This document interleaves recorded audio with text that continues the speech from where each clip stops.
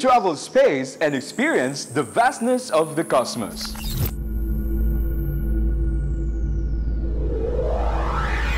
How about traveling through time and witness the very beginning of everything? Journey to the Earth's extremes to unlock the secrets of the universe.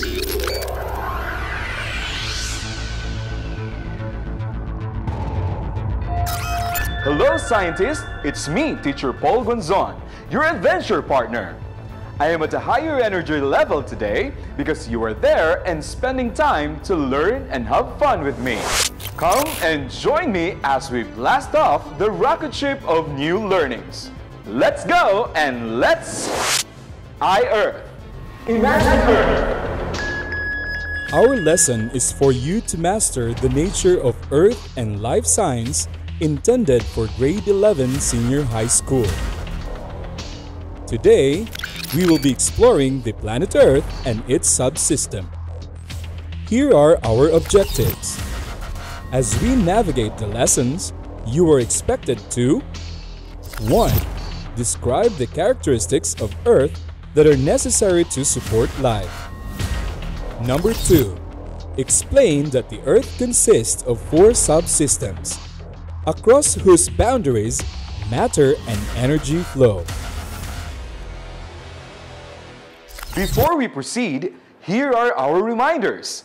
Check your prior knowledge of the lesson from your junior high school science subject.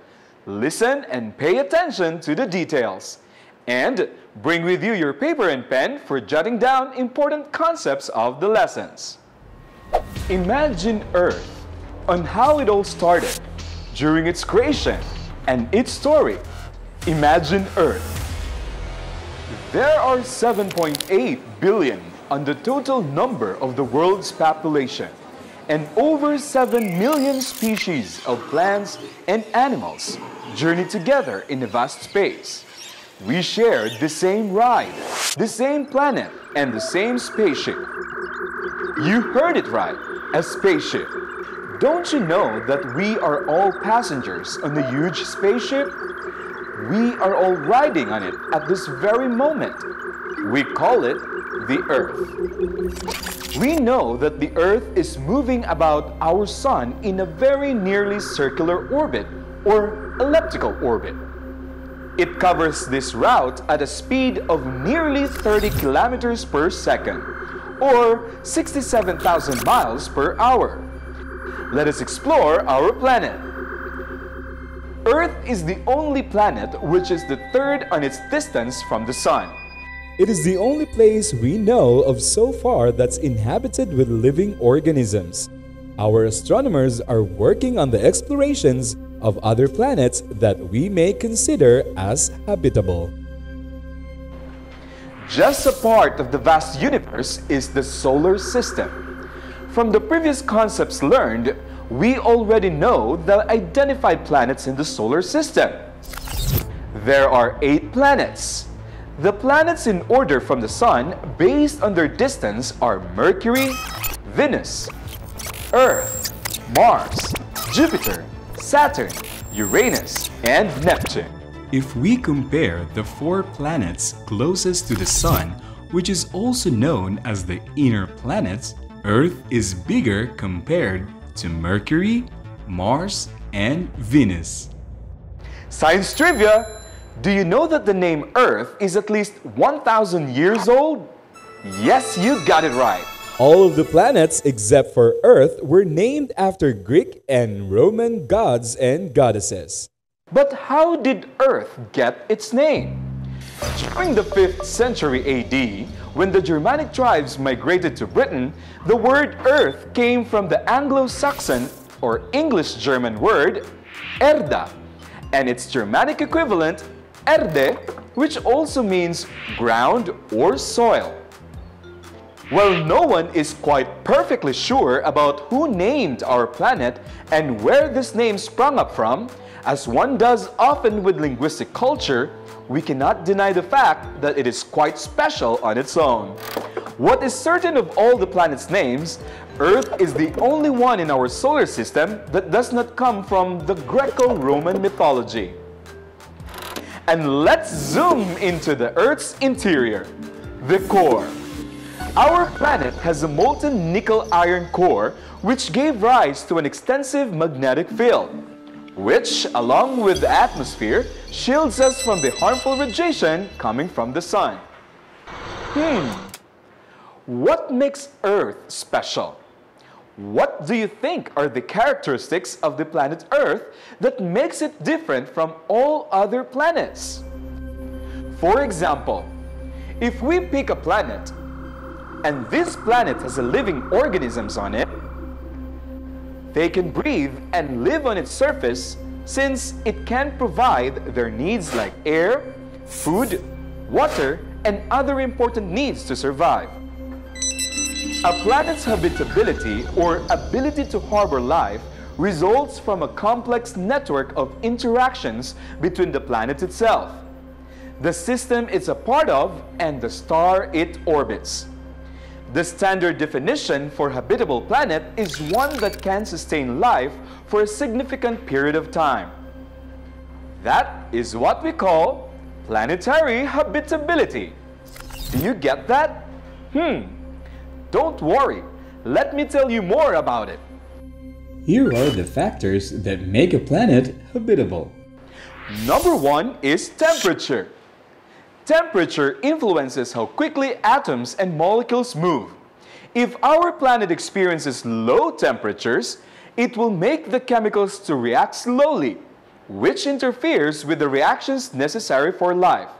Also, low temperatures freeze water, making liquid water unavailable.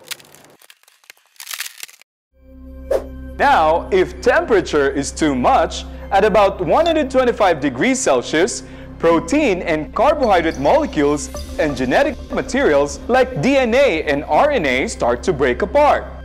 Also, high temperature quickly evaporates water. Life seems limited to a temperature range of minus 15 degrees Celsius to 115 degrees Celsius. In this range, life thrives and water exists as liquid. Number 2 is the Earth's atmosphere. Our atmosphere serves as the Earth's blanket that shields the surface from the harmful radiation and provides chemicals needed for life, such as nitrogen and carbon dioxide. If planets are too small, it has insufficient gravity to hold an atmosphere. The result? Gas molecules escape to space, leaving the planet without an atmosphere that covers and will serve as a protective shield. If we look at the atmosphere of Venus, it is 100 times thicker than the Earth's. Venus' atmosphere is made almost entirely of greenhouse gases, making the surface too hot for life. The 4 giant planets are completely made of gas. These planets are Jupiter, Saturn, Uranus, and Neptune. They're made up of hydrogen and helium. You couldn't stand on the surface of the planet because it's not solid. Number 3 is the energy present to a planet. Energy is the capacity to do work as we knew it. It comes into different types or forms. Without energy, the organisms will have no light to use, or there will be no chemical energy to run their life processes. When there is too little sunlight or too few of the chemicals that provide energy to cells, organisms die. Light energy can be a problem if it makes a planet too hot or if there are too many harmful rays, such as ultraviolet. Too much UV rays from the sun can damage the genetic material in your skin cells. If this DNA damage builds up over time, it can lead to skin cancer. But with a sufficient amount of either light or chemical energy, cells can run the chemical reactions necessary for life. The last factor, which is number 4, are the nutrients. Different nutrients are used to build and maintain an organism's body. For us humans, nutrients are from the food that we eat. They are categorized as proteins, fats, carbohydrates, vitamins, and minerals. and they all perform the vital functions for us to live. Without chemicals to make proteins and carbohydrates, organisms cannot grow. Planets without systems to deliver nutrients to its organism, like the water cycle or the volcanic activity, they cannot support life. Also, when nutrients are spread so thin that they are hard to obtain, such as in a gas planet, life cannot exist. Too much nutrients is not a problem. However, an active circulation system such as a constant volcanism on Jupiter's moon, Io, the churning atmospheres of the gas planets, interferes within an organism's ability to get enough nutrients. All solid planets and moons have the same general chemical makeup, so nutrients are present. Those with the water cycle or volcanic activity can transport and replenish the chemicals required by living organisms. Wow! That was a tough ride! Now that you're able to differentiate the factors that make the planet habitable, can you narrate those factors again? Temperature, atmosphere, energy, and nutrients. That is great! We are now familiar with the different factors. Let us go further and explore more of our home planet. Our planet is one large system, and each of the parts acts as a subsystem. They all work together to make Earth the habitable place that we know it to be, and we call this part spheres. It has 4 subsystems: hydrosphere, geosphere, atmosphere, and biosphere. Let us take a look to the city of majestic waterfalls, Iligan City. This is the famous Maria Cristina Falls. The 320 feet tall waterfalls does not only display its glorious beauty, but it is also valuable to the locals here. The strong current of the falls has an estimated capacity for about 200 megawatts, which supplies 70% of the entire Mindanao's electricity. How did it happen? The kinetic energy of the falling water is being converted to mechanical and to electrical energy. The Mindanaoans enjoy the abundance of its waters and energy converted into electricity for the households and industrial consumption.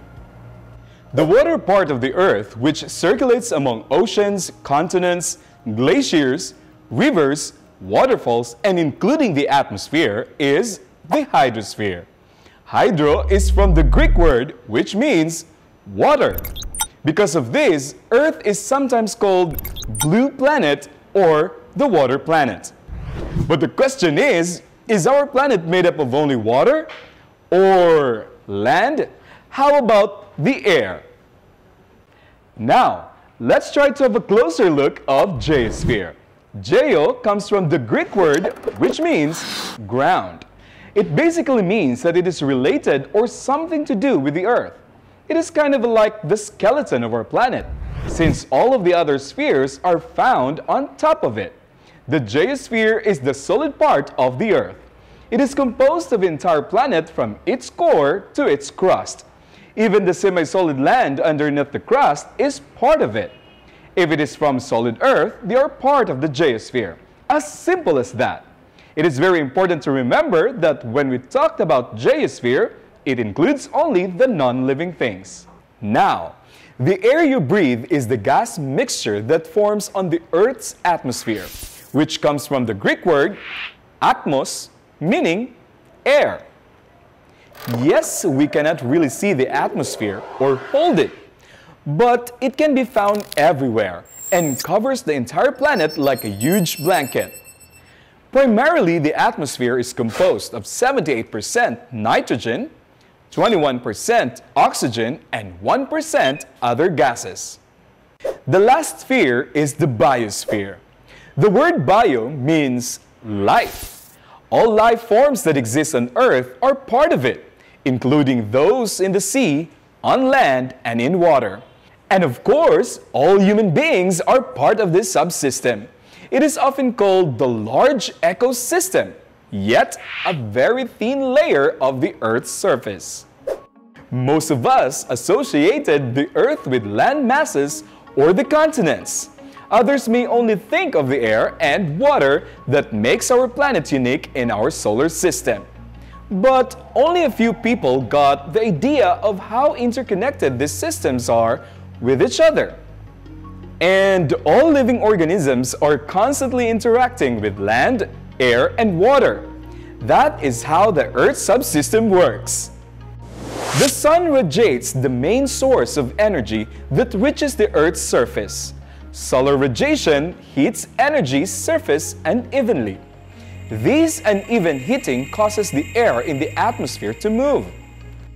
The sun's energy heats ocean water unevenly, turning water into gas, condense, forming into clouds, then pour as rain or snow, or simply exhibiting the water cycle. Let's take a look at this food chain. See how energy flows and the subsystems involved in this scenario. Energy enters the biosphere as sunlight. Plants need light energy, water, and nutrients in order to survive. Then, the plants change this energy into chemical energy through the process of photosynthesis. Then, the energy is passed to organisms that eat the plants. Energy and matter is also passed between organisms when they eat one another. The transfer of energy and matter does not stop when a living thing dies. Dead organisms are consumed by decomposers, such as bacteria and fungi. The decomposers break down the remains into simple materials. These materials, such as carbon dioxide, are used by plants to make food during photosynthesis. Here is a recap. 1. Planet Earth is considered habitable because of the following reasons. It has the right distance from the Sun. It is protected from harmful solar radiation by its magnetic field. It is kept warm by insulating atmosphere. And it has the essential components for life, including water and carbon. 2. Earth is different from other planets in a way that it is the only planet with liquid water on the surface. Earth, Venus, and Mars may have similarities and differences. 3. The four spheres of Earth are the hydrosphere, atmosphere, geosphere, and biosphere. 4. Energy and matter flow through the Earth's subsystem. Do you want more about our planet? More features and fun-filled experience on the planet that harbors life. I am your adventure partner, Teacher Paul Guanzon, saying, imagine Earth on what we will explore tomorrow. I Earth, imagine Earth.